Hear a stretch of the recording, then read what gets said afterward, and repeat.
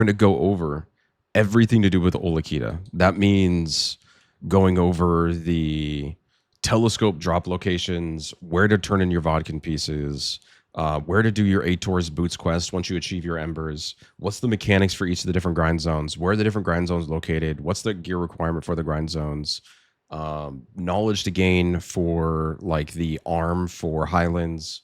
I'm going to show you some skips for Highlands too as well. So we're going to go over like all of that, and then I'm going to package it all together into one nonstop video, and then I'll post it in the Smoke Discord, as well as we'll just have it available in Divine as well as YouTube. So, and that allows you guys to kind of, for people that are on console, to send it to your buddies and have them understand kind of like what they should be looking forward to, or looking like what location you go. Ulikita gets released, now what, right? So that's hopefully going to answer the question for that.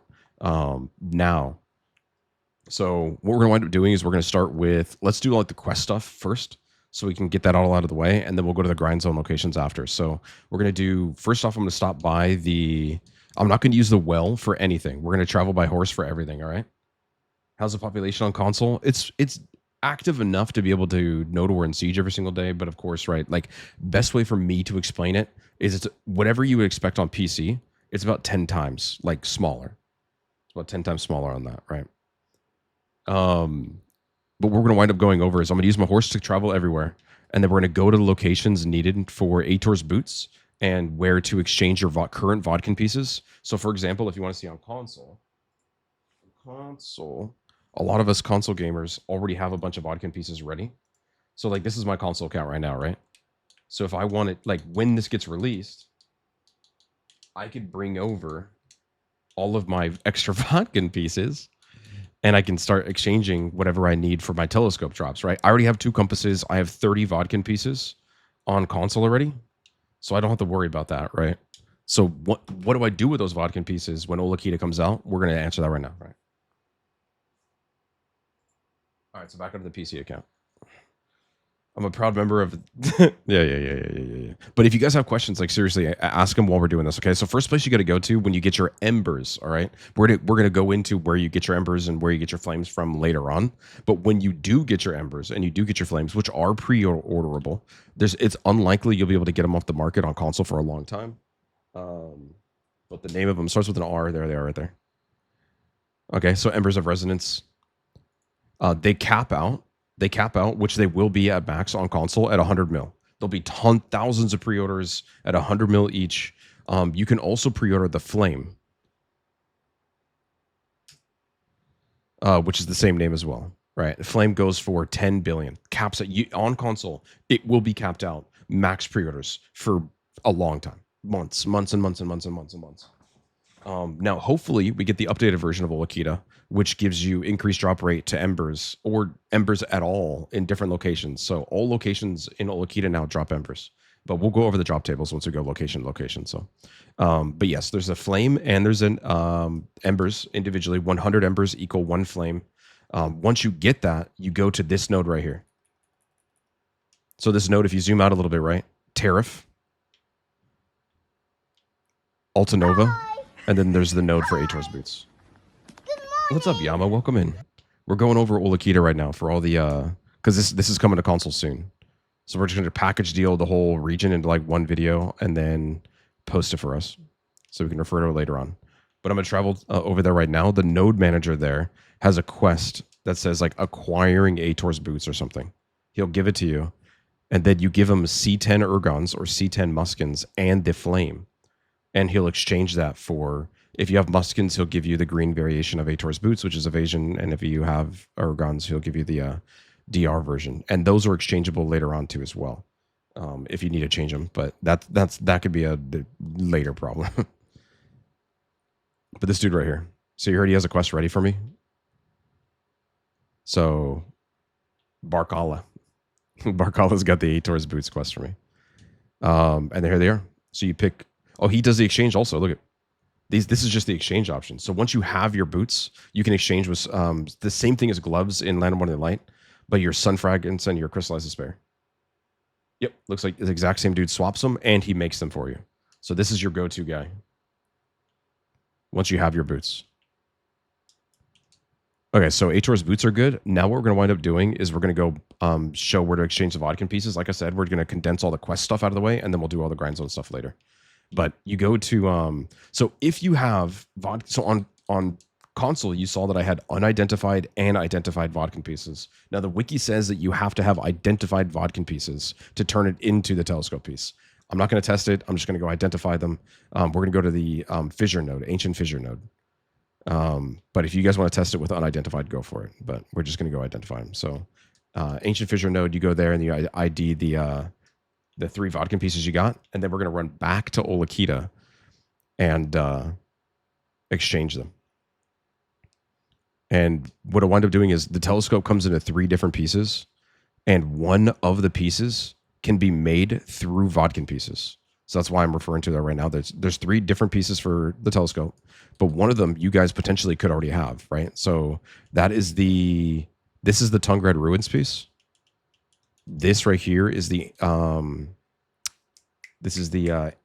City of the Dead piece, and then the vodka piece will make the final part of the telescope, which is called the cheese wheel.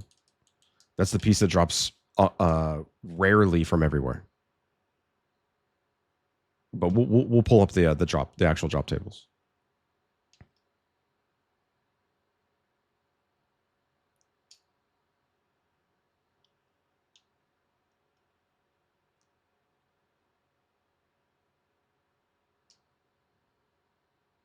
The cool part about Ulikita is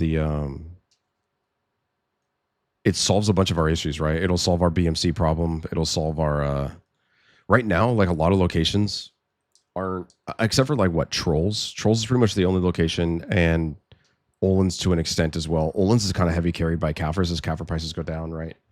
But we don't even have Fangs on console. So like you can't even run like Kafir scrolls yet. It is really damn dark.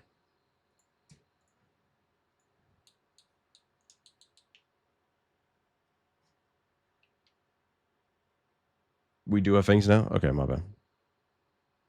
Disregard. Oh, we do have Fangs. I did them from Crypt. You're right. Remember the new And the new Elcars. Good call, Rose. We'll go over the new Elcars too as well. Those are super easy to get. Super easy to get. Very good call, though. I'll show you the stats of them. I'll show you the price of them. And I'll show you where to get them from. We can make some if we want to, depending on what they require. If they require Force Furies, then I can't make them.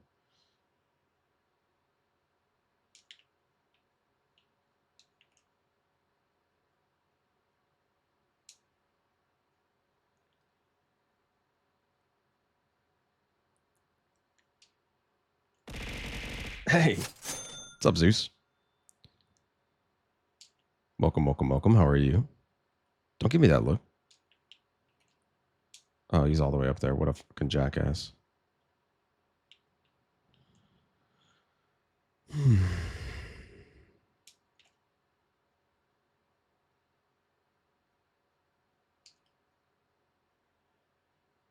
Chilling. Do some ranked AOS later today.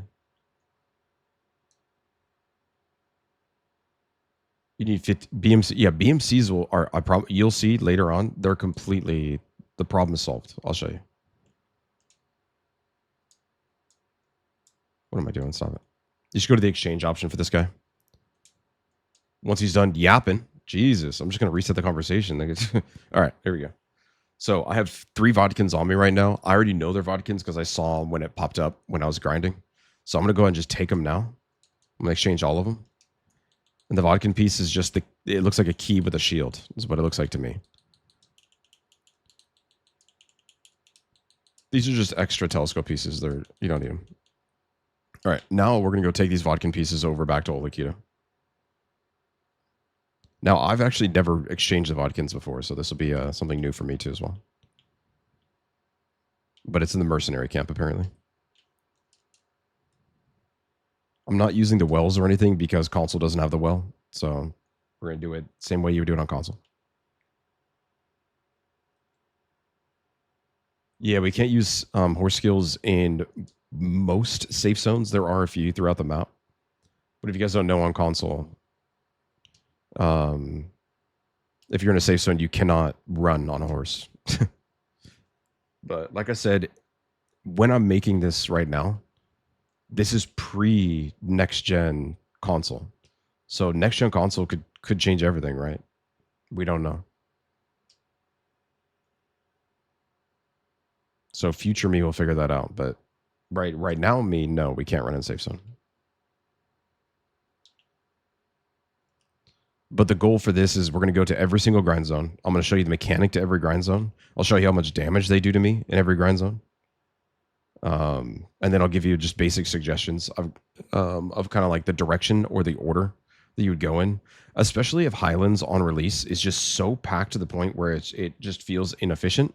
You can work on other aspects of Ulikita while you kind of wait for Highlands to die down, especially if it's just like a war zone where everyone's just griefing each other. There's definitely other things that you can work on in the meantime. If you want to work on your telescope, for example, City of the Dead is absolutely massive and is by far the worst and longest grind of Ulikita. So no one, like, you can all, when in doubt, you can go to City of the Dead. Because nobody likes going there. That place sucks. Just because it's bad money. The location itself, easy grind. They don't really hurt you that much. The mechanic is very easy. Yeah, I mean, yeah, true, Bambi, true. But there's only what one. If you guys don't know what he's referring to, server, that's PlayStation servers. So PlayStation has their own exclusive servers, and Xbox has their own exclusive servers. But there's significantly it's so console's already a niche community, and then PlayStation on top of that is even smaller. So those servers are normally like completely empty, so they can have every grind zone to themselves on those servers. Okay, let's figure out who the heck's going to take these vodka pieces from me.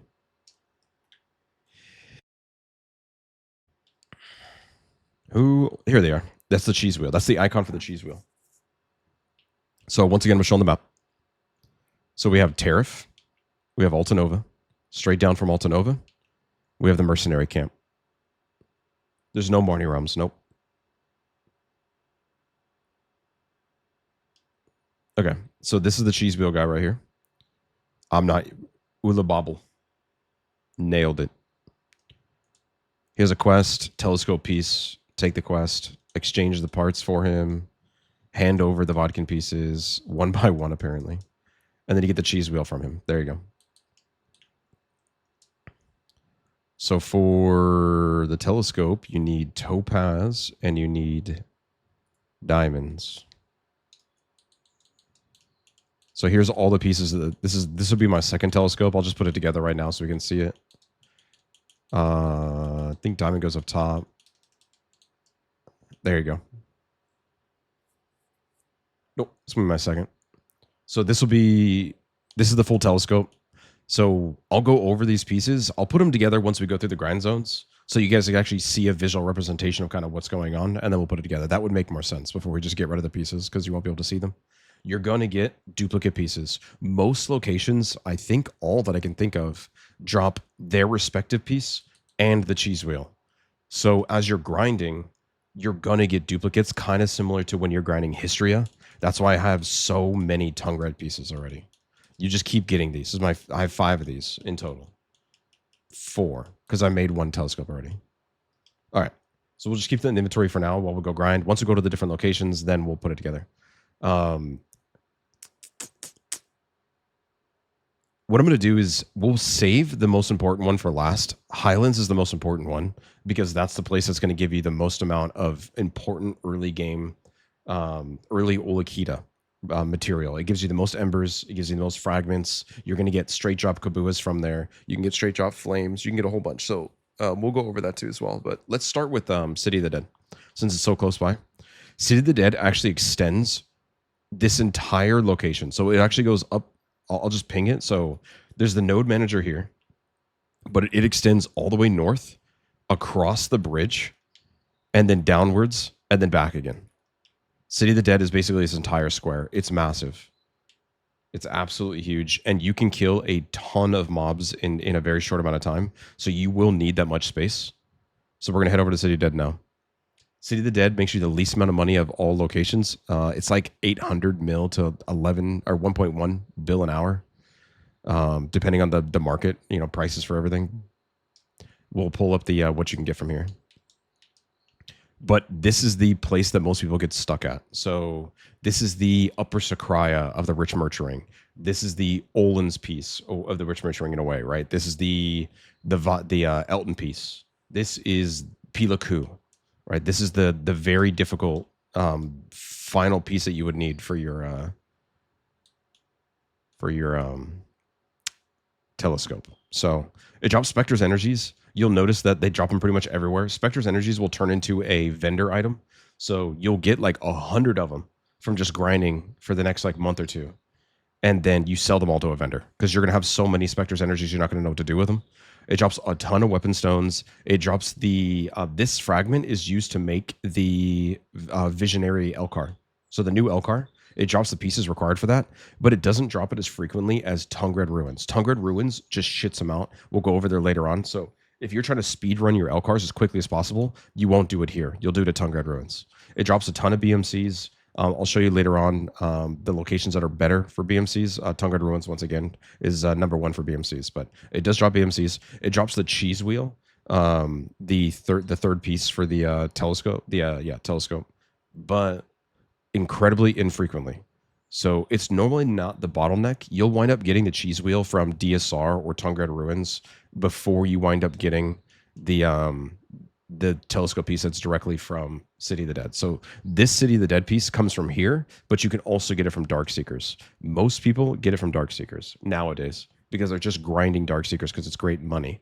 But we'll go there later on. So, but if you're trying to speed run the telescope, City of the Dead is the best location to get the actual City of the Dead piece. So if you're treasure hunting and all you want to do is go for the treasure piece, you should go to City of the Dead for the City of the Dead piece. However, it's boring. These are the hungers that'll be dropping later. This confused me at first when I had made my PC account, but the essence is a small version of the actual hunger itself. So there's essence, and then there's origins. So both can be sold. They'll be on the market pretty expensive early on. I'll show you the market price of them right now. But eventually they're going to slam them in, just like what happened when Land of Money Light Grind Zones came out, which console does have. So let's look at origins. Most people don't sell origins by themselves.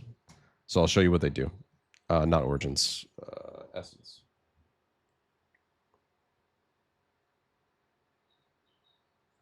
Where are they? Okay. Essence of Devouring. Tons of them on the market. Slammed them in. This is exactly what it's going to look like later on. Because everyone is going to be in Ulikita, and these drop from every location except for Highlands. So you're gonna be flooded with these things. I recommend early on though to not sell them, because what these are going to be used for is to make your 300 stacks. I believe it's from a 150, maybe a 200 stack. It takes about 22 of these to make a 300 stack. It's the absolute best, most common method of making 300 stacks, which you'll need for your sovereign weapons in the future, which console doesn't have just yet, as well as your deck attempts and your knob attempts, right? So these are your stack builders. The hungers as well are sitting in the market at mint for $1 billion also. What are fail stacks? Yeah. Okay, so essence, 250 mil each. They drop very commonly. And then there's actual hungers themselves, the origins of hungers. It shows you a little stack chart right there, but whatever that means. But the essences can then be heated into hungers, but you don't make or lose any money at all. So you'll get four essences, heat them together, and it makes one hunger. And that's how most people sell them. So if you are trying to make as much money as possible, you'll consolidate all your essences, heat them together, and then sell them as hungers, because the hungers will sell more frequently. People just want to buy the outright thing. They don't want to buy the smaller pieces and do it themselves. These are the embers. These are super important. They do not drop frequently at City of the Dead. Now, if we get the old City of the Dead, we're not going to get a lot of it. I don't think they drop embers at all. But nonetheless, they made it so you get more embers from multiple locations, right? So we'll see if we get the new City of the Dead or the old City of the Dead based on how many embers you guys are getting. What's the fastest place to get the flame? I'll show you. The flame straight drop is DSR. The actual embers is Highlands. We'll go there later though. But I promise you, it ain't City of the Dead. City of the Dead, I'll speed run the rest of these. This is a limbo seal. We don't have limbo seals on console. Limbo seals drop at all Dekia locations as well as Ulikita locations. So you're going to get these once every 10 to 15 hours. They give you guaranteed, no matter what, guaranteed, 2 Debo rings, no matter what. So you get 2 Debo rings no matter what. And then anything in addition to that, any extra rings from that is just RNG. You can also get tons of gold bars and a whole bunch of bullshit, Kafirs and all that other. But yeah, you'll get guaranteed from Limbo Seals. You will get this when you're grinding for your Kabuas, your Ators boots. You're going to get a ton of Limbo Seals. So you'll get, while you're grinding, you will also be indirectly getting a ton of Debo rings. Bambi says, do you recommend going for the Ember grind or the full straight drop? I would recommend going to Highlands, and we'll go to Highlands later on. But every location will kind of tell you why you'd be there, and then we'll kind of do a summary at the end too as well. But good questions, keep asking them, and I'll give you the immediate answer. But then I'll also go double back on that later on. But yes, the 2 questions that were asked was, what's the fastest place to get the flame? It's actually better to get embers rather than the flame. If you want the embers, you go to Highlands. Which is you need 100 embers, then you make the flame, right? If you want the straight drop flame, you go to DSR. But normally what winds up happening is you'll grind Highlands to get your Ators boots, and then you grind DSR for money and accidentally get the flame. Then you either sell the flame or make a second pair of Ators boots and sell it for profit. That's normally what happens. So yes, while you're grinding for all this Ulikita bullshit, while you get your Elcars, while you get your telescope, while you get your Kabuas, while you get your embers and your flame and your boots and all that fun stuff, you will also be getting a lot of Debo rings while you're doing it all. So be ready to either sell Debo rings or enhance Debo rings. They're going to be flooding. The market they will sell. So get your pre-orders ready to go if you want to get Debo rings. Ancient, whatever, giant garbage. Nobody uses these, but you'll get so many of these, you're not going to know what to do with them. Here they are if you need them for whatever reason. You'll get a ton of these. You get a bunch of dust. Kafirs and BMCs are going to be, I'll show you the market, what it's going to look like. The trash itself is valued at 32.9K. So, nope, console does not have C8 or 9, 8, 9, and 10 yet. And it doesn't have Land of Wonder Light Part 2 group bosses either. So, that's why our Lightstones are our big problem. Okay, let's take a look at the stats required. They changed it. There's no reset button anymore. There we go. So required stats is 950 AP. The DP is nearly irrelevant. There's no way you die at City of the Dead. They don't hurt you that much. They don't even get the opportunity to attack. You're going to kill these mobs so quick because of the mechanic, which I'll show you in a second. Irrelevant. The restricted is 1100, and I believe these guys are demi-human. But I'll go double check. I'm pretty sure they're demi-human. Doesn't matter. You're not going to be using... if you want to use roars, you can use roars here. They are not... They're beast. They're not demi-human at all. So species damage, irrelevant. You'll be using all-out attack here, most likely. All-out attack or whatever is going to give you the most amount of AP. You can use target opening or some other bullshit, but all-out attack is recommended. I have all-out attack on PC and console. You could do it too. What's the best spot if you want to grind a little bit of everything? The best spot to grind a little bit of... I would highly encourage you to grind Highlands. Highlands drops the most embers, the most... You get straight drop Kabuas, you get limbo seals, you get... So you're at Highlands, you'll get embers, Kabua straight drops, Kabua fragments. You can get the flame straight drop, incredibly rare. It's like 1 in 100 hours or some shit. You can get the Kabua straight drop, Kabua fragments, Ators, the flame, the embers, as well as limbo seals. It's all from there. And money. You get like 40K trash an hour at Highlands. It's really, really, really good money. But we'll go there. But we're only at the first grind zone. So Highlands, though, to answer your question, like I said, I'll answer any question straight up. Highlands. And then we'll double tap on that later on. Okay, so mechanic for this location, you're going to use... There's so many of these packs, right? You're going to go pack to pack. When you approach a pack, you got to look for the little wizard. little wizard's going to go in a corner. If he actually gets his ability off, then you'll take some damage. This is not what you're supposed to do. Do not attack the little guys. You go for the wizard. So he did his attack. He's then going to change locations and attack again. So that's why I took damage there, is because I didn't actually do the mechanic. So he's going to teleport, do his attack. You have to CC him. Once you CC him, he CCs all the mobs around him, and then they get a debuff, or you get a buff, and they blow up. So once you approach a pack, kill the wizard, then kill the little mobs. Don't attack the little mobs at all. Complete waste of time. You don't have the green buff on my bar right now. This essence of Ulikita is seeped in, is what that buff says. That just means you do more damage to Ulikita mobs. So I'm going to walk up. I'm going to piss the pack off.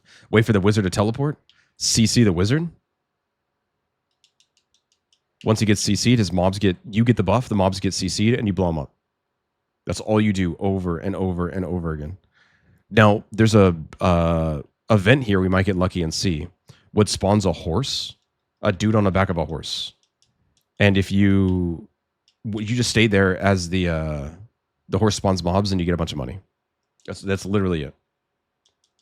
What's up, Peaks?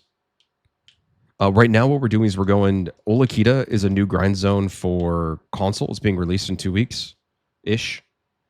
And we're going to go to every grind zone right now and show people what the mechanics are for the different locations. This is the lowest gear score requirement location, City of the Dead, but it has the hardest piece to get.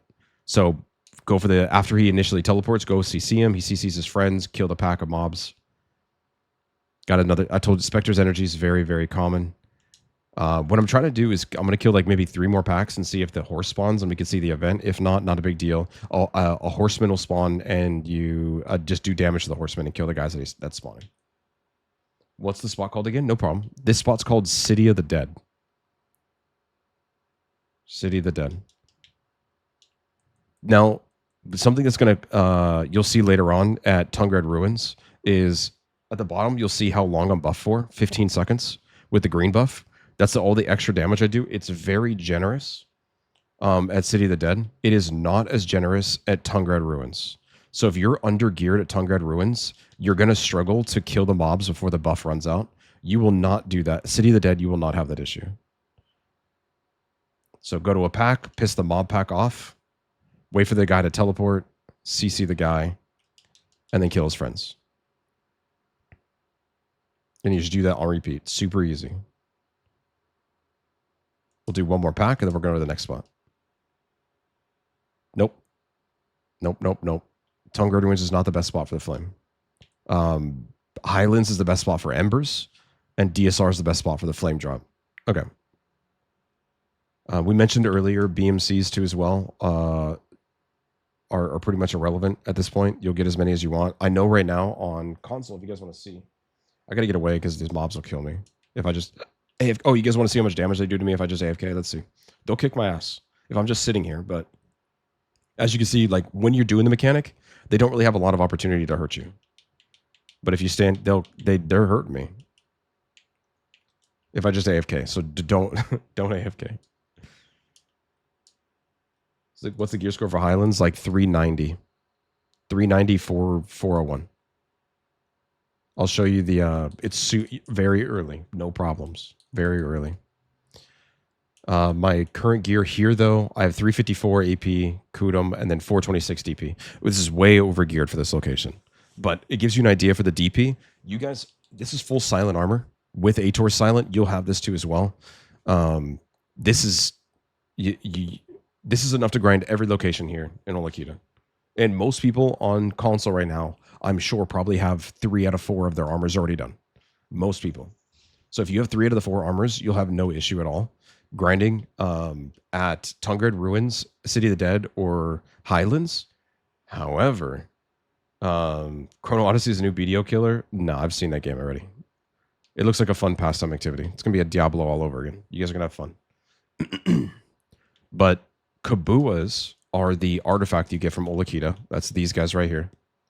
Now, Kabuas give you monster damage reduction plus 20 for each, and then HP and stamina.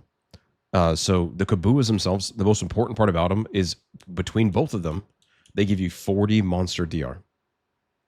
So this is what kind of keeps you alive for those later grind zones, especially at nighttime, like DSR, which we'll go to later on. DSR will kill you if you don't have Caboose. It's Kabuas are an absolute must. So we're going to go to next. So remember, once again, TLDR and City of the Dead, right? Very low AP requirement, low DP requirement, drops the hardest to get telescope piece. It's the best place to work on your actual telescope itself because that's the worst piece to get. It looks like that. That is what the piece looks like. Hardest piece to get. You can indirectly get the cheese wheel piece, but this also drops from other locations, and you can also get this through 3 Vodkins. It drops limbo seals, embers, and stack building material, and drops the new Elcars. But not the best location to go to. You would only go to City of the Dead if you want the City of the Dead telescope piece. Every other item at City of the Dead is better to get somewhere else. So let's go to that somewhere else. We're going to head over to Tungrad Ruins. Tungrad Ruins, the best grind locations for them. I have 2 preferences. One is just north of this node right here. Kermilla, whatever wins. Just north of the actual icon itself. There's a location here. That's my favorite. But there's a better spot. Everyone complains if you don't go to it. This is main. And that's actually the Tungrad Ruins node on top of the hill. This also has a stable keeper and is where most of the PvP is held at. So if you're looking for PvP around Tungrad Ruins, it's the node manager. It's where you spawn. Any nodes you care about for Worker Empire? Ooh, that's a good question. Alex, can we double tap on that once we're done with, because not everyone likes life skilling, but can you remind me after we're done with Highlands and we can go through all that at the end? Because personally, myself, I only use nodes to make elixirs, but let's remember to take a look at, see if there's anything. Personally, I don't have any nodes set up on PC. I have it set up on console, but not PC. My PC account is relatively new. It's about 8 months old. I just buy all my consumables, but on console, I make them all. Okay. So this is the node manager where you'll see most of the Tungrad Ruins PvP at. When you die, this is the node that you'll spawn at. The stable keeper is right there on the road. This is the hangout spot. So when, you know, like when Stars End Beach was like the PvP hot zone, these rocks, this is where people just AFK at. I'm sure I'm on Arsha, but I'm kind of midday, right? Yeah. So this is where people hang out at, though, is around this location. You'll be sitting here shit talking and saying that you're better because you have more homes on or whatever. Where people grind at here, though, is up the hill. So the spot that a lot of people like, this will always be taken. On Arsha server, this spot is always taken. I don't know if midday right now it'll be, but this is the location where everyone, this spot up here. So this is where we'll do our little rotation real quick. Let's hide the horse. And then we'll start killing these mobs. Tungrad Ruins is probably my favorite Ulikita spot because once you get enough gear, you actually don't need demi-humans. So let me show you what that... So City of the Dead, we didn't talk about the consumables required. Just standard bullshit that we run, right? What we have down here, we have... These are... this is tent buff. This is house buff. This is villa buff. Tent buff again. Tent buff again. Just church buffs, right? But they're tent buffs now. Simple cron meal and alchemy stone, and then you'll run a suit like the exquisite frenzies or whatever they're called. Let me see what they're called. Right here, frenzy of corruption. So you run these at Tungrad Ruins if you have the AP for it, and City of the Dead as well as Highlands. So if you already hit the AP cap, so what is Tungrad Ruins AP cap? There you go. So it's 1,000 AP and it restricts at 1,100. If you're already achieving 1,100 AP, just run frenzies. Don't run demis because these things explode. You save your money, save your demis for DSR. DSR makes you more money and requires you to run demis, encourages the entire time. You don't need that for Tungrad Ruins if you're already at 1,100 AP. Now, I know 1,100 AP seems like a lot right now for console because we don't have sovereign weapons. But when you achieve sovereign weapons, I'm standing here, not even buffed up, and I'm almost 1,100. You will achieve this too. You can go way, way, way more than this because this is not including skill add-ons. It's not including consumables, courages. When I hit a mob right now, you have your skill add-ons set, so you guys get 30 monster damage. So even that combined into that already puts me over the 1,100. So I know right now early it might seem appealing to be running like courages and frenzies and all that, but if you can avoid it, try to avoid it, because it's the luxury, the appeal for Tungrad Ruins is you don't need to overbuff here to be able to grind efficiently. You will make a lot of money. It's 1 billion just in trash loot. You're just grinding here. It's 1 billion just in trash loot. You get 70 to 100 BMCs here. If you have 350% drop rate, right now, Garma says you get 100 BMCs. I think it's crazy, but you will definitely exceed 70 BMCs an hour if you can achieve over 300% drop rate. So this place is BMC heaven. So let's go over the drops before I actually go to the mechanics. So we've already went over the AP, right? It's 1,000 AP minimal, 1,100 max. Anything above that, these are definitely demi-humans, I think. We're going to go hit them to confirm. So if you do want to use species damage and you hit 1,100 right now, you can run. Like me right here, I technically, they are demi-humans. Like you could tell by the top of the screen right here where I'm circling. That icon, the little troll icon, is demi-human. So you can use species damage. You can use roars here if you're already achieving the AP. Which, for example, here, roars would be beneficial for me. Let's hover over, though, and take a look at the items. So you drop Spectre's energies here, a ton of them. Like I said, vendor item, good money, a shitload of Blackstones. You will get more Blackstones than you'll need, tons of it. Don't worry about it. You get a bunch of it. This is the best spot to get the new Elcars. So this fragment right here is a byproduct. You use this fragment, 2 Elcars, 50 BMCs, and 100 magical lightstones. So the magical lightstones, super easy. You just get those from, those are, I believe, the ones you get from exchanging lightstones that you currently have to Dalashon in any major city. You're going to have a bunch of them. I'll show you what they look like. BMCs, magical shards, those are tough to get. Currently, when Ulikita comes out, very easy. That's literally 40 minutes of grinding, and you'll have that many BMCs already. Make sure everybody, you need 4 Elcars before Ulikita comes out. 4, because you need 2 for each. The actual crystals themselves. So we'll look at the standard Elcars, and we'll look at the better ones. So Crystal of Elcar gives you 12 accuracy and 10% ignore res. The new ones give 20 accuracy and 10% ignore res. The only difference is the completely, quote unquote, free accuracy that you get. Everybody will be running these crystals. Everybody. These are absolute meta in PvP. You will have these on. These are amazing. At least to have in your toolkit for crystals to run. So very, very, very strong. Also really easy to get. They're pretty much worthless. They'll be early on. They'll be expensive, I'm sure. The only reason they're this expensive on PC is because crystals break on PC. They don't break on console. So these are going to hit rock bottom on console. I mean, we can look right now. Let me pull up the Elcar market right now on console.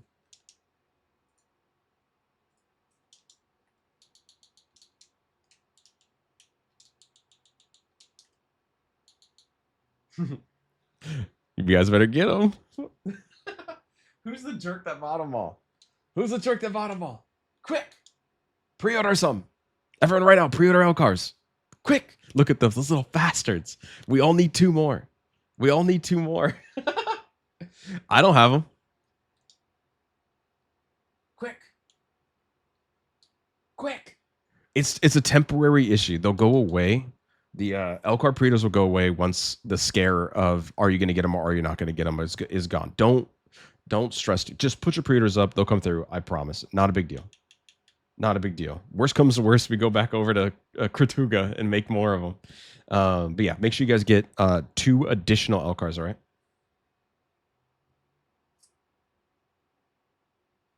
Do I not go to Guy? I'm sure I have those. I'm going to pre-order them now. What's because I don't want to deal with that. I'm sure I have them. But whatever. Maybe we'll make some extras, yeah? Okay, cool. So cracking the code, cool. You will get these Elcars. You get them from Tungrad Ruins. Go to Tungrad Ruins, get these very quickly. BMC's amazing here. Once again, like I said, the cheese wheel's back. Remember, all Ulikita spots will drop the cheese wheel. They also drop other telescope pieces. This is the telescope piece for Tungrad Ruins. This is the Aukman piece. This is like the Vodkin piece. You will get tons of these. Chrono Odyssey is straight up New World too. I saw that. Yeah. Um, this piece is very common. You'll get a bunch just by mistake. Um, Essence. This is the second best place to get your fail stacks. If you grind Tungrad Ruins just for some money, which is a great location, like I said, to grind for money, you will get a ton of these Essence and Hungers. So good place to get fail stacks. Decent. It's okay for Embers. So kind of go doubling back on City of the Dead. City of the Dead and Tungrad Ruins drop Embers, but it's not common. It will take you a very, very long time to grind your boots exclusively from Tungrad Ruins, City of the Dead, or DSR. Right? You'll see the 4 locations on the side right here, on the side. 3 of these locations, so City of the Dead, Darkseekers, and Tungrad Ruins, are all what I would consider poor locations to grind for Ators boots. Highlands, which we'll go to later on, is the go-to spot. You're going to want to go there. All right. And then the value of the trash loot is 35.1K. You'll get a ton of it. I don't even remember how much you get per hour. It's a billion. You get a billion. So I'll do the math real quick.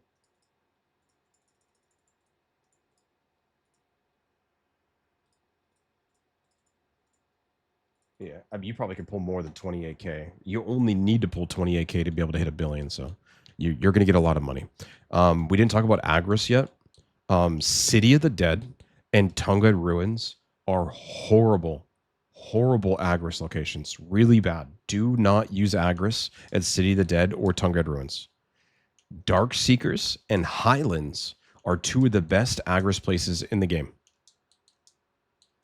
They are phenomenal for Agris. If you're grinding DSR or Highlands, you will use Agris. What happens with the kind of the rotation is, if you're going for money, you grind DSR until you run out of Agris, then you shift to Tungrad Ruins to not use Agris and save you consumables. You could just straight grind DSR the entire time. It's technically the most money. Which one's the best? Darkseekers.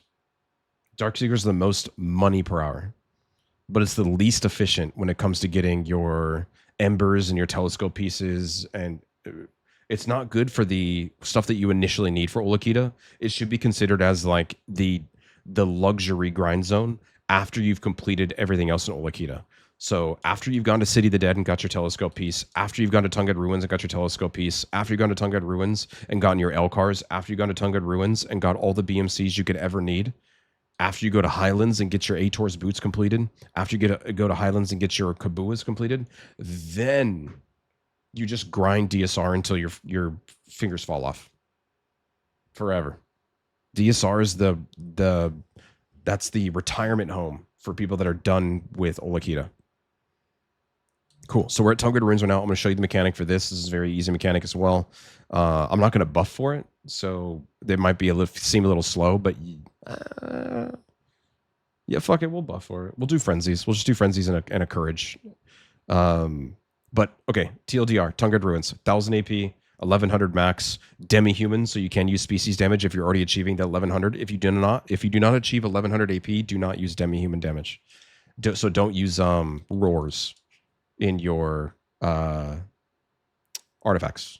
Just stick with all-out attack. Okay, let's go kill him. Once again, easy mechanic, great grind zone. A lot of people will skip DSR entirely because you can watch movies and grind Tungrad Ruins and not care, or watch anime or whatever you want to watch. DSR will kill you if you look away for too long. Let's go ahead and just pop some basic stuff. So I popped a Frenzy and a Courage. Courages are really easy to get because of Arena Solaire. You could just open up Arena Solaire and just buy more Courages. You get tons of them. So once Arena Solaire gets released on console, you won't care about. I'm literally sitting on 700 of them. I've never purchased a Courage on the Central Market ever. Not one time ever. So even the Deep Seas, I have like 500 Deep Seas. I've never bought any of them off the market. Those are exclusively from Arena Solaire. Okay, so let's see what my buffs are. So I'm 1150 total monster damage. When I hit them, I'll go to 1170. And then it also, I think, Witch gets some more for just being cool. All right, let's go in. So we're going to piss the mobs off. Immediately when I piss the mobs off, I'm looking for the mob that has the green title. So you see where it says Visionary right there, or Visionaire or whatever? You have to kill that mob first. If you kill him first, you will then get a buff for a few seconds to kill his friends. So I'm going to kill the Visionaire. Once he dies, all his buddies should get CC'd temporarily. They get like stunned, and then you do increase damage to them. So what I'm going to do is I'm going to just go to a mob pack, and I'm just going to attack wildly, and you'll see how slow it is if I don't isolate the Visionary. I'm just going to keep attacking. Witch is so strong, though. She just doesn't care. She just doesn't care. But you will see, if you have a more single target oriented class and you just ignore the Visionaire, the mobs will die incredibly slow. Once he's dead, you get the AP buff. Now you'll see at the bottom, you see how it only lasted for a few seconds? Watch the green buff pop up on my bar. You don't have a ton of time. Once you kill that green mob, you'll notice right now, because my AP is so high, I have 5 seconds. So it took me 1.5 or something to kill that. But if my AP was significantly lower, the mobs would take longer to kill. So let's lower my AP to like 1060, which is so strong that I don't. But you can already see the difference on the chip damage on the mobs. But once they're dead, you get that buff, and I still had about 1.5 seconds extra time. So it did take me about 3.5 seconds to kill those things. But if you have gear, it just doesn't matter. You see how much it went to 1170 because I had my skill out unsprocked. So let's walk up to it, do a bunch of damage. Now your BSR, your 100% BSR will also have a effect on it. So I'm 1190 right now. That's just my standard skill rotation. So I'm 90 AP over the cap, which is 90 AP wasted. Witchson says he kills him at 289 Kudum. It's all based on the only reason you wouldn't grind here is if you can't kill them by the end of that 5-second buff from the green guy, the green buff that you get from the hitting the Visionary. So if you can't kill the mobs by the time this ends, so watch, I ended it. This guy's at what, 20 AP or 20% HP? Never mind. Trying to prove a point, but my AP is too high. But you get the idea. You will notice that if you come here under geared, that the guys just won't die because you're taking too long to kill them. This spot is amazing. I'm not even using demis. These demi-human harmonies, or demi party demi, whatever the fucks. You get what I'm saying? These are amazing. They work here too as well. Way overkill. Way overkill. If the buff runs out, you're fucked. You won't be able to kill them. You just go to the next pack. So if you're fighting, yada, yada, yada, and then the buff runs out. So let's say I'm fighting him, and then right here, the buff runs out. Just keep going. And there you go. My buff is gone. At this point, go to the next pack. Just move on. Let's say your phone rings and you look down and you miss the pack and you're like, you know what? Fuck it. Just give up. Don't even waste your time. Go to the next pack and just start hitting the next pack. Can demi-human offhand? Do not do that. Do not run a demi-human offhand. I've exceeded the amount of mobs that I'm allowed to aggro. You can only aggro 10 mobs. That's the only reason it kind of took a while for the pack to start taking damage. But once the other mobs fuck off, then we're good to go. Don't run a demi-human offhand. There's no way you're achieving that while still maintaining. You can run roars, 3 roars and an iridescent in your Lightstone set, and you're going to get tons of demi-human damage. It's so overkill here. This place is easy, man. Offhand's good for trolls. Yeah, let's look at the troll AP comparison. So this place is 1100 AP, right? Let's go look at trolls. I don't even know how to pull up. What's it called? Let's pull up a different zone, and then I think I can pull up that zone.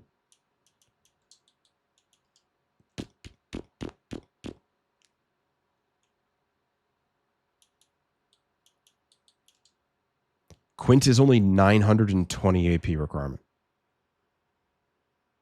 Banehand, yeah, it doesn't matter. Don't use anything weird like that. Quint is only 920 AP. Do me a favor right now. On console, this has changed. Open up your stats and how much AP you're sitting on. If you're 1100 with the demi-human weapon on and with roars on, then sure. 1100 like Dokebi, yep. All right.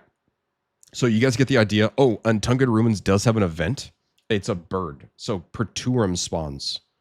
He spawns pretty frequently. So let's go kill like 3 more packs and see if I can get him to spawn. Perturum spawns. Now, when Perturum spawns, let's say like this is my rotation, right? I'm going to kill all 3 of these packs. I'm killing this pack. I'm killing this pack. I'm killing this pack. And let's say Perturum spawns during this pack right here, right? He'll pop up above my head. Skip him. Just go to the next pack. Continue the rotation. Keep going, keep going, keep going, keep going. He'll be over there flying around. Just keep going, keep the next pack. Then when you cycle back in a full circle, he'll be waiting for you, and you'll get additional mobs during the pull. So boom, boom, boom. Okay, now I've cycled back. My mobs are right here. So I'll be killing these mobs again, but Perturum will be pooping out more mobs. Those mobs come down with significantly less DP. So you don't get any cool drops or increased RNG on items or whatever the fuck. It's just additional more mobs, more trash loot, more everything. So if Perturum spawns above you, just let him be there, go to the next pack, and meet him back around on when your rotation continues. If you accidentally stay underneath Perturum for too long and he starts summoning mobs, you have to finish Perturum then. Because if he summons a single mob and you leave render range and come back, he stops spawning them. The chicken does not attack you. He's just like an airship that drops off mobs. If you guys want to see the damage from these guys, remember, once again, I'm just full silent. My DP is 426. These guys hurt, man. If you stand in the mob pack and AFK, they'll kill you. So just make sure you stay moving. If you're fighting and they do nothing, because right now I'd be blown up. They'd be dead already, right? But if you give them the opportunity to hit you, they'll kill you. So just be careful. But they will never kill you if you're actually attacking them. Okay. We're going to go to the last place for telescope items. This is DSR. This is the place everybody loves. Everybody loves DSR. DSR has a ton of different grind locations. It will never be full. It is literally, it's not possible. But on Arsha server, people will go pack to pack and just grief you. Now, DSR is where you're going to spend the most of your time in Ulikita. You're going to finish off your Kabua artifacts. You're going to finish off your Ators boots. You're going to finish off your visionary Elcars. You're going to finish off all that garbage. And then you're going to go to retire at DSR. Darkseeker's Retreat is what DSR stands for. So DSR is a unique spot. This is the hangout spot, by the way. So just like in Star's End, this is the Star's End beach location for DSR. So I'll open a map and I'll show you. Here is Altanova. So south of Altanova and then slightly east is the canyon, right? This canyon is like the hangout spot for DSR. This is where all the strikers will go that have 4 Hooms on and 2 Bitters and 2 Dark Fangs and 2 Gen HPs. And they'll sit here and talk about how really good they are at the game. This is where they'll be at. There'll always be some loser sucking Nova on top of this tent over here saying how fucking shit everybody is because they can't one combo them and you need more gear and they're better than you with like the shy build on. This is the hangout spot. So there'll be GVGs here. It'll be a complete disaster, dude. Strikers are going to be twisted collisioning on top of this rock and then shit talking you over and over and over again. This is the hangout spot for DSR. So let's go find some DSR mobs to kill.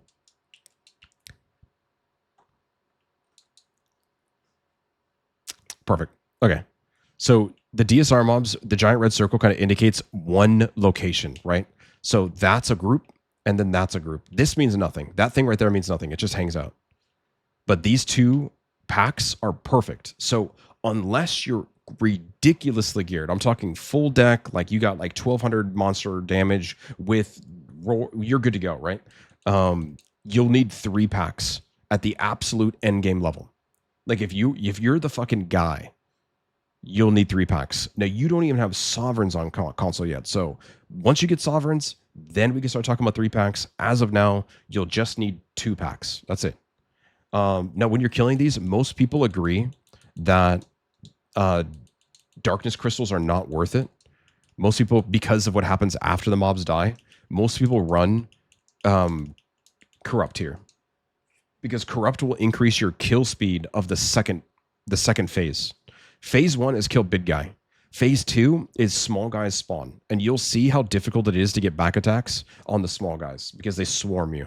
So the big dudes, though, if you have darkness on, you will kill these quicker, but you'll kill the second phase slower. I think they're both good ideas, not a huge deal. This location, though, you're absolutely going to want to grind with demi-humans and courageous popped at all times. You want demi and courageous popped. You will not be able to kill these things comfortably without it. So right now I'm going to do just a basic rotation. I'm 1,118 AP. I'm on Witch. Witch is very strong here. Witch is strong everywhere. But the gimmick for these guys, right, is you go in, you kill the two mobs, then you stand there and wait, and they spawn a bunch of minions. You kill their minions, then you repeat. It's a very, very easy grind zone mechanically. They just do a lot of damage. There's one mechanic that I want you to see while I'm killing the mobs. It's like this fire breath attack. The fire breath attack will melt you. So just as long, if anything, the little guys could do the fire breath and the big guys can do the fire breath. It's like this like darkness. You'll see it. That will kill you. So I'll call it out when it's happening. I'm going to kill them kind of slowly just so you can see what's kind of going on. These things are pretty tanky. It's just kind of a concept of you getting behind them, right? Do your rotation, wait till he spins around. Now watch what happens. I'm focusing just one of them. I'm just focusing this one. Watch what happens when the one that has lower HP dies. The other one will also die. So you just focus one. Then he spawns a bunch of minions. Now watch for the fire breath attack. That's not the fire breath. Just keep going. Let's see if they do it. It's a lot of do damage, move, do damage, move, do damage, move.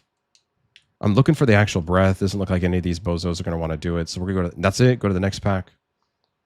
I'm doing it purposefully slow. There you go. He's going to do it. That's the fire. It will not spin it. He doesn't spin it. That attack will kill you. So just respect that. As long as you avoid that, you're good to go. Kill the mobs. One dies, and then they both die.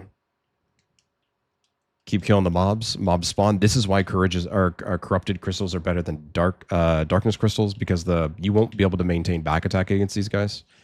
Because if you're moving that much, then you're not doing more damage, right? Cool. So these guys die. Now, there's two events that happen during Darkseekers. One event is a tide. They call it tide because the text that pops up on your screen will say something, something, something, tide, blah, blah, blah. There's a fire breath attack that'll kill you. The tide is both events have the same exact concept, just more mobs. That's it. It doesn't matter. There's the red moon one that spawns in, and a giant version of these mobs spawn, and it just has increased chance of dropping fragments and embers and flames, and it's a higher, a big mob that drops better loot. And then there's the tide, which just spawns a ton more mobs. Now, when people talk about how much trash they get per hour, they will say, I pulled 40K with 2 tides. So 2 tides just means 2 mini mob events. The mobs just respawn for a very, very, very long time. People don't count like the red moon bullshit, like the big mob that spawns. They don't count those. So what you'll say is like, if somebody asks you, hey, how much trash do you pull? Oh, I pulled 22K, 1 tide. That's the phrasing that you would use for DSR. Because if you have like a 4 or 5 tide hour, your trash loot is going to be significantly inflated. So you never really know. Like if you go in and only grind 1 or 2 hours and you get really lucky, then you're going to think that that's your expectation to pull every single time. But it's all based on how many tides you get. I'll try to grind this for like 3 more rotations to see if I can get lucky on an event. The red moon event, it just turns your screen red, and the giant circle above you gets bigger and brighter. And then these guys like start summoning the big dude, kill the big dude, continue on. They don't do any more damage to you. It's nothing. It's just better drops. The events are very basic. If you like weren't paying attention and you were just kind of blindly grinding, you wouldn't even know the events are happening. They're just kill more bad guy. I'll kill this pack right here. If we get lucky on an event, cool. If we don't, whatever. And then we're going to go to the location that's going to be most relevant, which is going to be Highlands. But this, like I said, DSR is the best spot for Well, look at the drops. It's the best spot to get the straight flame drop. It's the best money. This is where you get money at. You're just going to sit here for the rest of your life. Like console gamers are going to be so bored of grinding DSR. You're going to be here forever. This is the new like history of back in like 2019. You're going to be here forever. Okay. Don't get this twisted. Those mobs will fuck you up. I promise you. I don't even want to show you the damage they'll do to me because I'm scared they're going to kill me and break my crystals. They will kill you. So let's look at the actual drops here and the AP requirement. All right. AP maxes out at 1150. If you're able to achieve 1150, that's when you start using roars. And you could start use or you're already going to use demi-humans, right? But you'll use roars instead of all out attack once you achieve 1150 AP. So technically at my gear score now, I should be running roars most likely here to get the extra demi-human species damage lightstones.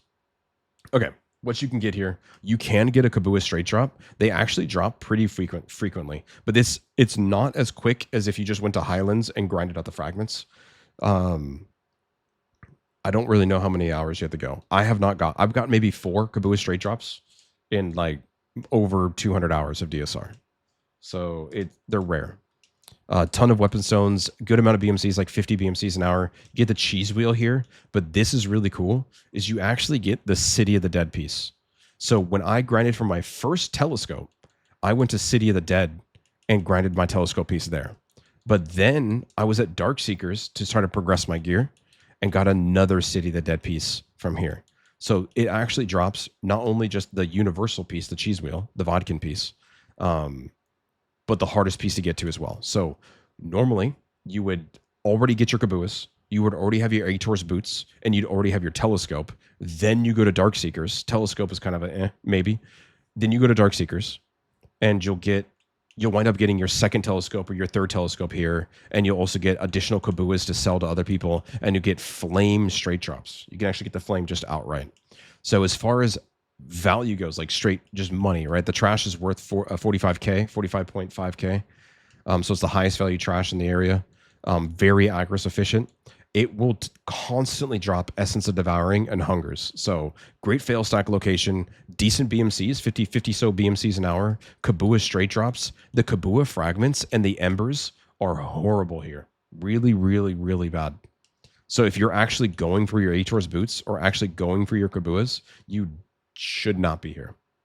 Because if you don't have Kabuas on when you're here and you don't have that 40 monster DR, they're going to fuck you up.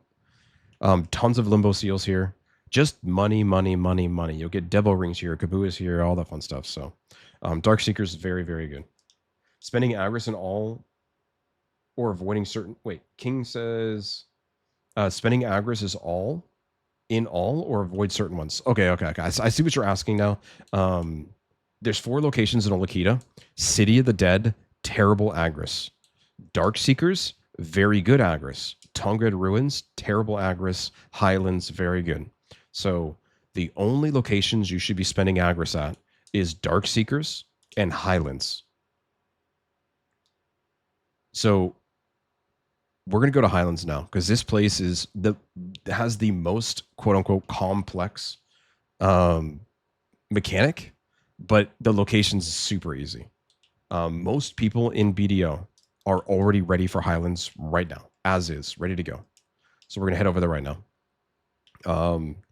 But since we did finish our telescope grind locations, right? So we did Tungrad Ruins. Tungrad Ruins for our Tungrad Ruin piece, right? We have a whole bunch of extras. We have a diamond. We have our City of the Dead piece. This is the hardest piece to get for sure. And then we have the cheese wheel, which we use the Vodkin pieces to get, but you can also get as a straight drop. Very common. It's common to get before you get your final piece, if that makes sense. If you're actually going for the cheese wheel, it's kind of a pain in the ass. But it's something that you'll wind up getting by mistake for the most part, unless you're really lucky. But let's go ahead and put the telescope together. Boom. So that is now a telescope for the main and the tag character. Thank you.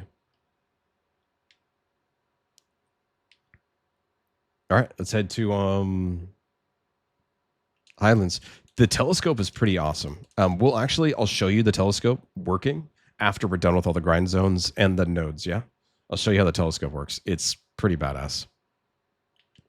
Concept of it though is you teleport to people, but you could teleport to people without them even knowing.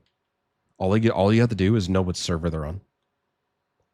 They have to be in your guild though, or in your party, in your guild or in your party. But you can teleport to guild members, and you could teleport to guild members on anonymous Arsha. So if you're on anonymous Arsha and you know somebody that is in your guild is grinding on anonymous Arsha, which I understand right now console doesn't have, but we had it. So if they bring anonymous back, you could teleport to your guild members and kill your guild members on anonymous without them even knowing. But like right now, if during this, if I see in my chat that one of my guild members die or kill somebody, forcefully slaughtered or unfairly killed or whatever in the chat, I could type in my guild member's name and teleport right to them, because that will immediately tell me that one of my guild members is on my server. So if it said Scootsy was unfairly slaughtered by so and so, I could teleport directly to him. He wouldn't even have to ask me. I could sit here in AFK in a city, see somebody got unfairly killed, teleport right to them.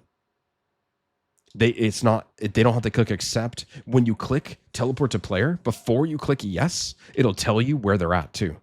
So it'll say unfairly slaughtered on your screen. You have no clue where they're at. Maybe they're in the desert and you can't see their icon on the map, or you can't find it or whatever. It'll say, would you like to teleport to Scootsy? He's currently located at blah, blah, blah, blah, blah, blah, blah. Oh, this is actually perfect. This is, I'm 99% sure. Yep, perfect. Guys, remember the spot on the map. Remember the spot on the map right here, okay? There's kind of like a structure right next to the city of Vela. Who cares, right? So this structure right here gives you the knowledge for the mobs down below. You cannot get this knowledge from killing them. So you won't be able to see the HP bars of the arms. So go to this structure and just chat with it and get your knowledge before you start grinding here. Number one thing, just get that right now. All right, we'll go back to that later on if we need to. But remember that spot of the map right here. Okay, cool. Once you've gotten that knowledge, we're going to head down to the grind zone. I'm going to fix my gamma, and then we'll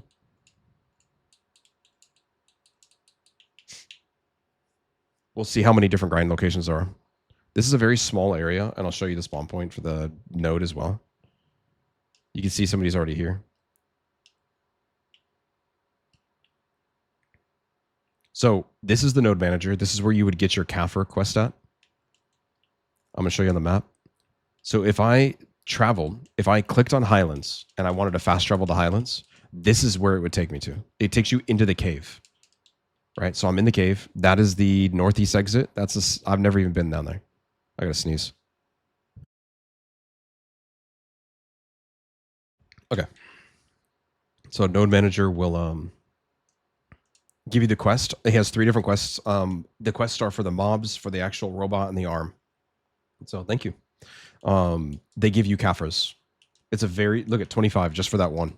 Let's see what they all give me. 10 more.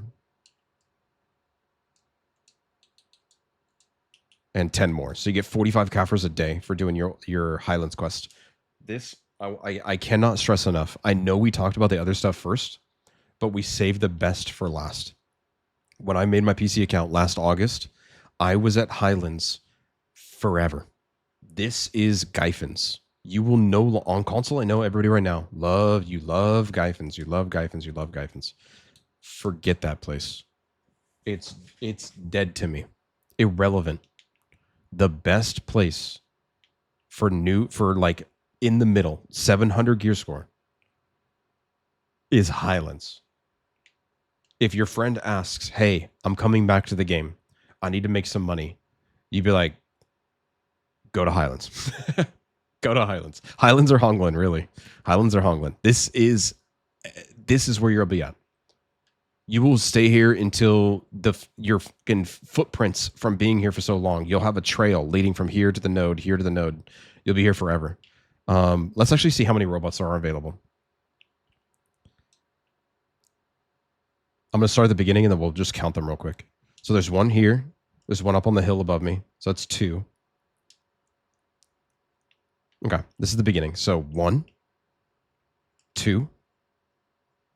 Each robot represents a grind spot. 3. 4.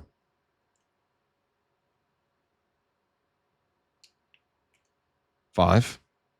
There's one. I know there's one behind it. 6, 7. So every single server has 7 robots. If the robot is taken, 2 people cannot grind at that one location. So every single server has 7 robots. Now, there's a lot of mechanics for this, but I want to try to simplify this before we actually get into it, of like what's important, because there's a lot that can happen, but there's only so much that matters. So here's the zone. All right. So the AP seems high, but it's because when you're grinding, you get a buff when you're grinding that increases your gear. So that's why it's 1100, kind of like Tungrad Ruins, but you can grind here so early on. So of course you want as much AP as you can get, because you'll break the leg faster and make the actual mechanic go quicker. But you'll get an AP, you'll get a buff during the boss fight that helps you kill all the mobs very quickly, right? But 1000 AP is what it's considered minimal. I think once you hit 1000, you're good to go. Get 1000, you're good. Whatever you need to do to buff that. That means horse buff, house buff, villa, church, frenzy, corrupted frenzies, courageous. If you really need it, sure, you'll make your money back. If you need to run courageous, run courageous. I just would really avoid using harmonies. Harmonies are way too expensive. Courage is at least you can get through other means. Harmonies are just, if you want to see the price right now, look here. I'll show you the price of harmonies on PC, and I'll show you the price on harmony on console. This is why I'm super worried about people running. I've been bringing this up multiple times. 20 mil, right? 20 mil each. Let me show you the price on console. I've mentioned like, do use harmony here, don't use harmony here, use harmony here. Like, this is why. The only location in Ulikita you should be running harmonies is Ulikita. Or sorry, is DSR. That's it. That is the price of console harmonies right now. 45.8.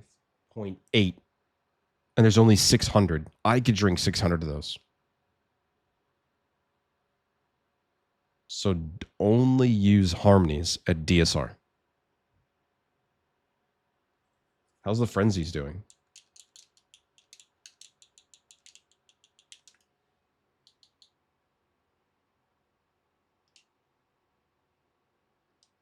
I'm gonna buy some of these guys. I'll buy a couple.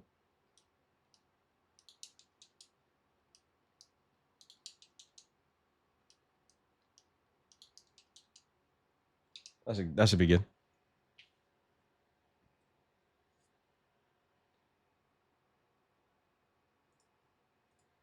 All out attack best in slot for PvE at this point. RAP, yes.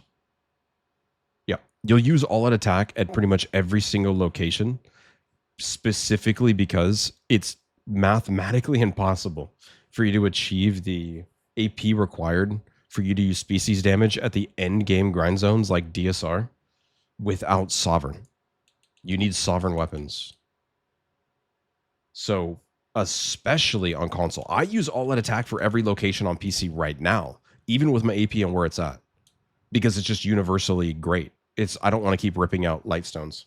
But technically right now, if you can achieve 1150 AP, which I need to turn my damn fairy off, which right now I am, because all I need to do is hit a monster and I get my PvE buff, then I should be running 3 roars and iridescent for DSR only.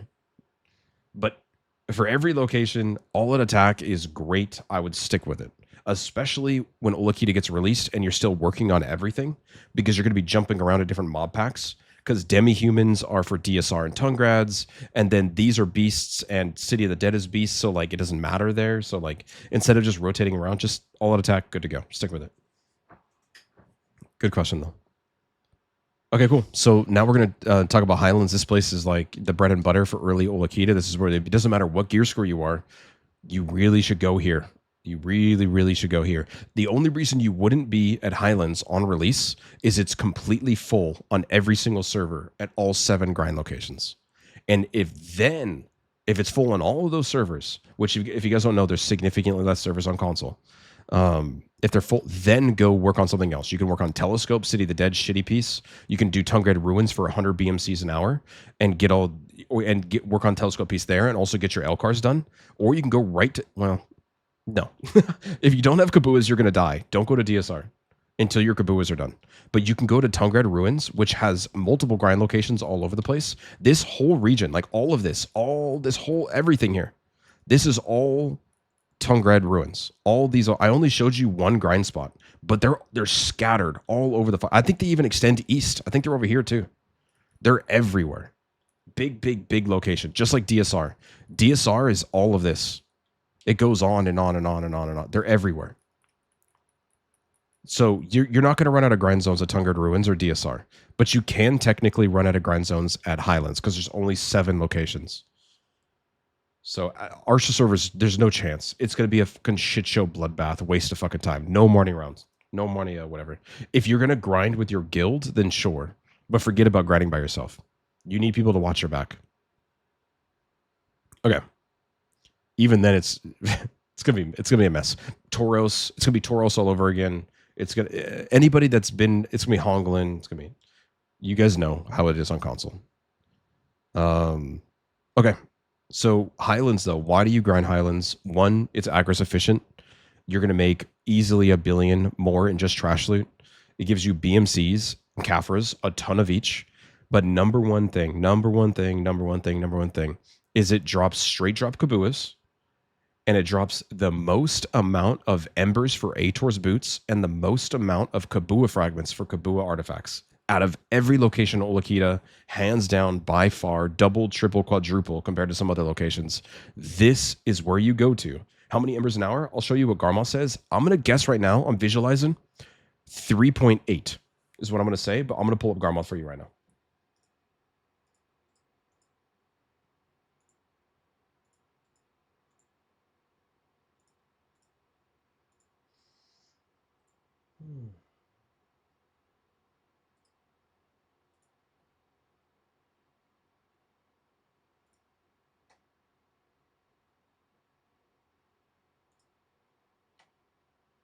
Okay, 350% drop rate with Agris on. You'll be making 2.8 billion an hour with PC prices? No way. No, that's console prices. Console prices. Okay. Yeah, that makes sense. On console, you will be pulling. On console? On console, you'll be pulling. Shut up, lady. Go back. Okay. You'll be pulling 2.8 easy on console. Absolutely fucking free, no doubt about it. Because embers and fragments and kabuas and flames will be max price. They'll be absolute max price. All right. 3.3 embers per hour with 350% drop rate. So if you want to finish your boots, you'll be here for about 30 hours. Similar to getting your cup. Every 10 hours, you'll get a limbo seal. That means every 10 hours, you'll be getting minimal of 2 Debo rings every 10 hours. So you're indirectly grinding for that. You're going to get almost 8 Kabua fragments an hour. You need 2 Kabuas though. So you need 200 Kabuas. So by the time you finish your boots, you will also have finished your 2 Kabuas. I will say though, you're most likely going to get a lot of us are going to get a Kabua straight drop before we get our Ators completed.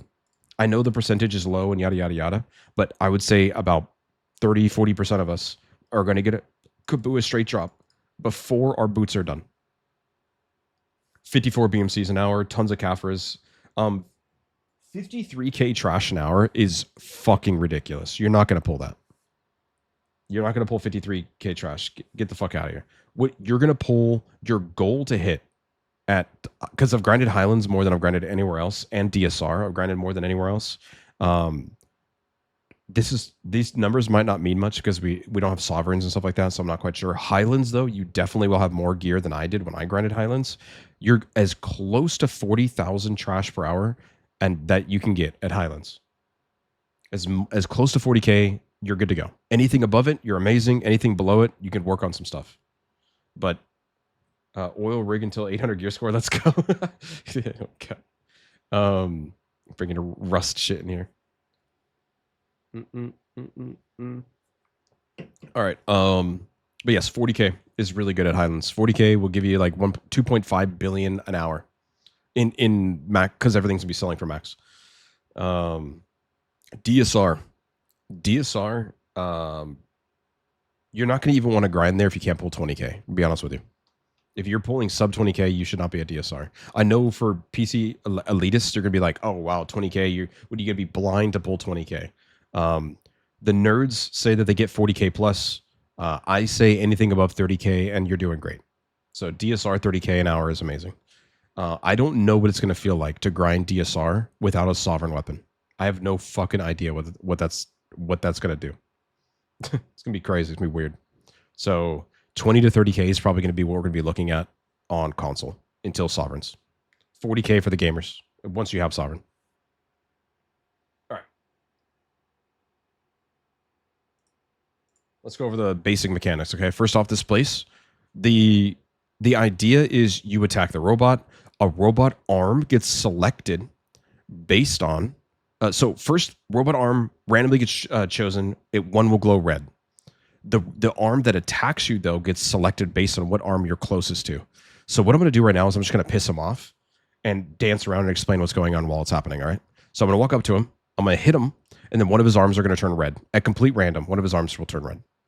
That's the arm that we're going to be focusing on killing. So the idea for the boss is if it glows red, kill it. If it's red on the ground, dodge it. If it's green, stand in it. All right? So that arm is red. So if I stand next to this arm will attack me. Or he'll do an AoE attack.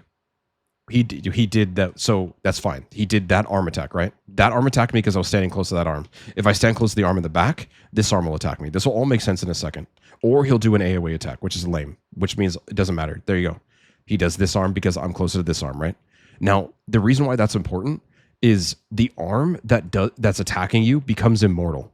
So if your goal is to kill that red arm, then you don't want to stand next to it when it's about to choose its attack. Does that make sense? So when I'm killing this arm, I want to be closer to the other arm so that it continues to allow me to do damage. So you'll notice when this arm attacks me, this arm can still be hurt. But now what I'm going to do is ignore the damage I'm taking a lot because I'm standing in all the A. Watch, when this guy attacks me on this arm, it'll become immortal. So there you go. Now I can't hit it. That is the number one thing that people fuck up in Highlands, and I fucked up too, is you stand close to the arm that you want to kill. You want to kill the arm while standing next to the other arm. See? Arm is dead. Robot falls to the ground. Now, robot now glows red, right? But I want to grab an AP buff while also killing the robot in the middle. This green buff gives me the Ulikita monster damage buff down here. This is why that buff allows you, every time you go into it, it refreshes the 20-second buff, right? 20-second buff, they pop up randomly. This is why you don't need much AP to grind an Ulikita. Once you get this buff, you start one-shotting all the mobs. That's why AP only matters to break the arm. It does not matter to kill the mobs. Once you get the AP buff, you're good to go. Assuming that you're at least 1,000 AP. There you go. All the mobs die, blah, blah, blah, blah. Now, when this mechanic happens, I'm supposed to be killing the robot, not the individual little guys. Once you break the robot, the red will stop glowing. You attack this dude until red goes away. All the little mobs die around him naturally.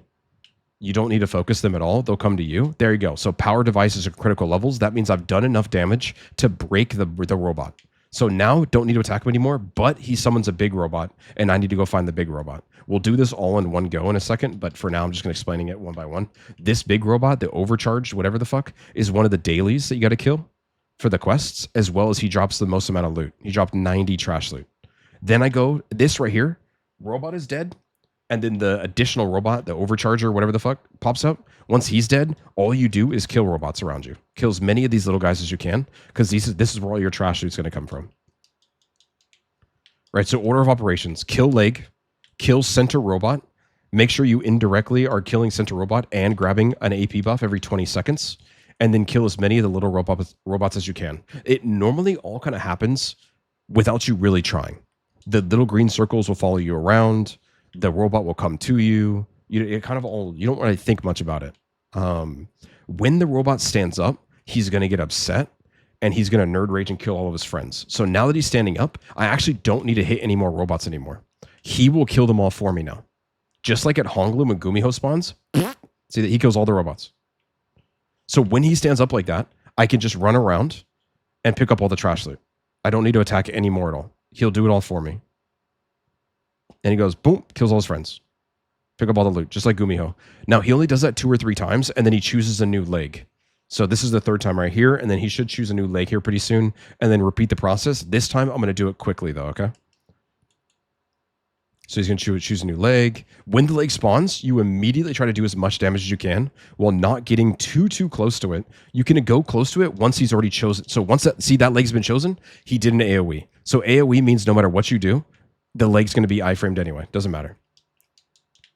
Do as much damage. Make sure you end near another leg. This is pizza. That's good that you did this. This mechanic will kill you, dude. You have to go to the green or you'll die. What I do, though, when I'm watching movies is I just leave the circle and then come back.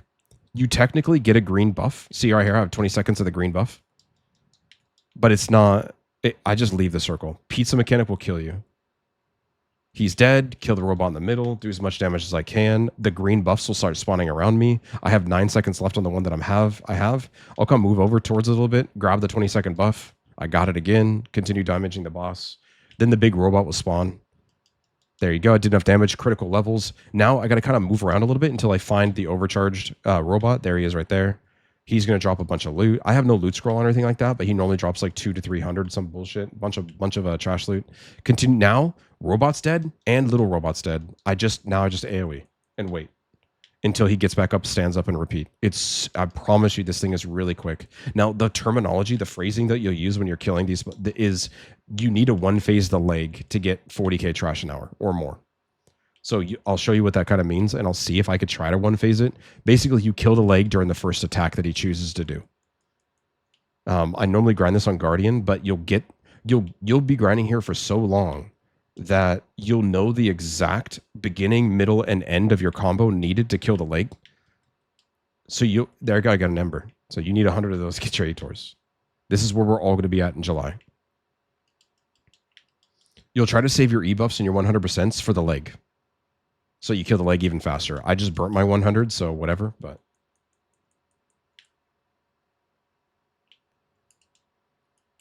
I'll put on a frenzy. Boop. So see if I can kill the leg a little faster. Probably should put a simple cron mail on too.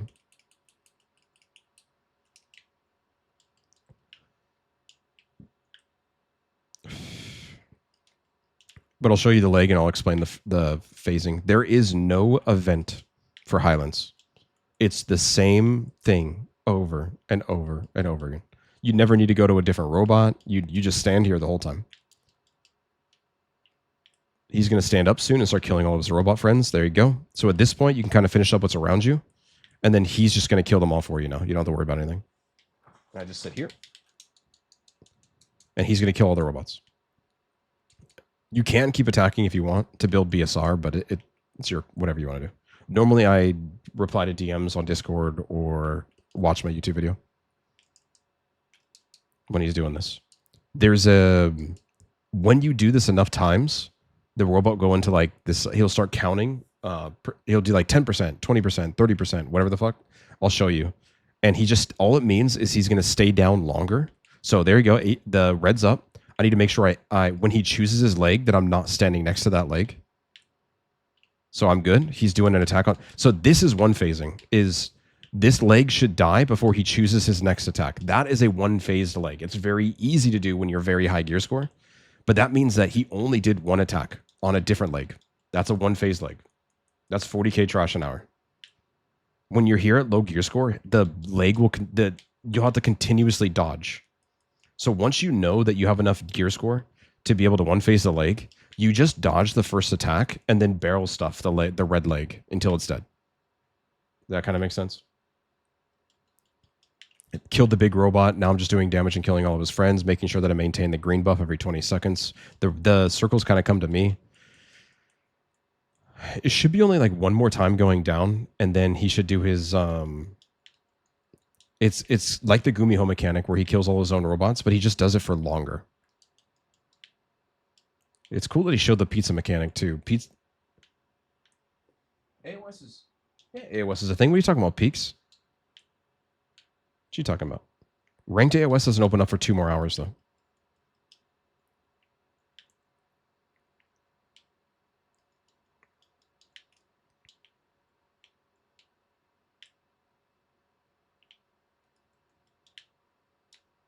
I don't think we're going to stay here long enough to wait for him to do. What he'll do is he'll be on the ground like this, and then he'll start counting up percentage in like red text on your screen next to your character. And it just means that he's going to stay on the ground for longer. That's all it means. And he kills mobs on the ground for longer. I mean, you get more time to AFK. How comes there's a timer on rank? Because it's only open periodically. It's not open 24/7. There's set times that ranked is open. It's actually Friday. It might be open right now. I think it opens early on Friday.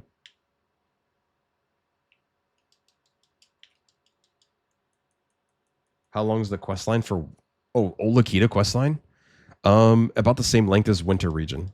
So like 2 hours maybe? 2 hours, 3 hours. You don't need to do it at all. You can completely skip Ulikita's quest line. It's not bad. The only thing that you get from the Ulikita questline is the Ators Power Stone, which is just a shitty Vel's Heart. You could skip it. You don't need to do it at all. I'm not going to do Ulikita questline on console. But if you like knowledge or whatever, you can do that. We'll do one more one-phase leg, and then we'll call it. We'll go check out the nodes and stuff. And whatever else. Other questions you guys have for Ulikita, we'll go check it out. You so cute. There you go. So leg got chosen. I try to do as much damage as I can to the leg before it chooses an attack from distance. Leg got chosen, and then this is one phasing. Just kill this guy, kill the leg before the next attack is picked. Leg is dead. So you'll notice that exclamation point song to figure out the song.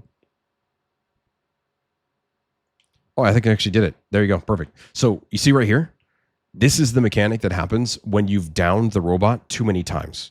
So what happens is no green circles pop up, and he does this giant yellow AoE, and he just kills his... You see how 30% right there? Energy balance disruption at 30%.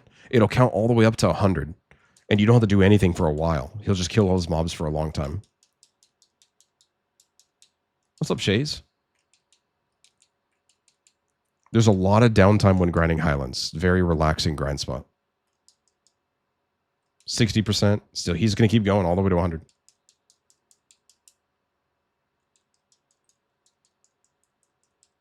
I'm chilling, Shays. Right now, we're kind of consolidating all the information from Ulikita into like one small section. And then we're going to highlight it and then give it to people on console. Hi, Omni. How are you? There's the song. There you go. You must have a big stream delay. Okay, cool. So that's Highlands, though, in a nutshell. That's everything. That's everything for Highlands. The previous song? Yeah, it's lost to time. It's gone forever. Okay, cool. So what did we go over? We went over City of the Dead, Tungrad Ruins, DSR, and Highlands. All 4 locations of Ulikita. We showed you guys where to get your Ators boots out. We showed you guys where to turn in your Vodkin pieces. Nemo with the raid too as well. During it. Welcome in, Nemo. Thought you were streaming all night, you liar. Welcome in, Nemo. Welcome, welcome, welcome. We'll get you the shout out right now, man.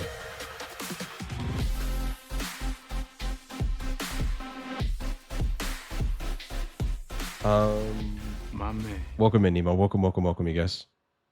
Vet says, I'm a little late, but did you explain the consistency in the leg phases and the tent trick? Love this spot when I was coming up. No, I don't know. The leg phases? No, I literally just wait for the leg to hit the other one. I'm sure there's a lot of niche things that people can do, but overcomplicating something is just not necessary. I'm going to try to keep it as basic as possible. Just stand next to another leg until attack once, kill the leg. If there's additional mechanics to that, you guys can kind of find that out on your own as you're progressing, right? It's supposed to be kind of more of a brief overview with more of an isolation on what's going on at Highlands. But if you want to type something out in the chat and someone can read it, by all means. But as far as Highlands go for what's necessary and how long we're going to be there, most people on console that will be watching the video that I'm posting It's because it's oriented more towards my Siege Guild on console. Our average gear score is far past Highlands. Um, I don't want people to think you're stuck at Highlands forever. All right, you're going to do Highlands for your Kabuas. You're going to do Highlands for your Ators boots. But let's be honest, we're all going to go to DSR after. You'll be at Highlands until you can go to DSR. That's the goal. Is to leave Highlands. You graduate from Highlands, right? But yeah, if there's more to it, by all means, man, you're more than welcome to type it out and hopefully it helps somebody. But welcome in, man. And Nemo, take care. Sounds good, Nemo. Handle your business, man. I got it from here. But yes, so is there anything for Ulikita that we didn't cover? You guys wanted to talk about nodes? We can quickly look at what do the nodes give us here.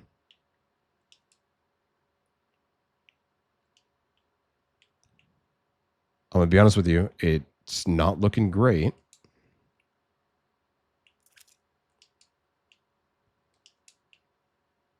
There you go. You have a lumber node. Here you go. There we go. Okay, cool. So we'll just start from south and work our way north. So the wilds, Shaka, whatever the fuck wilds, I'm not going to read all the nodes correctly, has 2 lumber nodes. It gives you pine, pine sap, spirit tree, birch, birch sap. Then if you need, that one gives nothing. City of the Dead is another birch node. Nothing on the hill. Mercenary camp, nothing. You have an iron, powder of darkness, and rough black crystal node. Traces of nature and more translucent crystals. It used to be useful once you can do what you could do impeccable polished stone, but not anymore. Nature and then rough blue crystal. If you need rough blue crystal, you got that at Tungrad Ruins. And you have a copper node with some more translucent crystal and some rough blue crystal. And then you have oh my goodness, I don't know how to pronounce that, but Aka, whatever the fuck, and monk branch. Some more tree stuff. And it looks like everything. So if you're into nodes and that's your thing and you life skill, then there's some nodes. But I think that pretty much covers everything for Ulikita. Could have sworn there was one more thing you guys asked me to look at, but that's the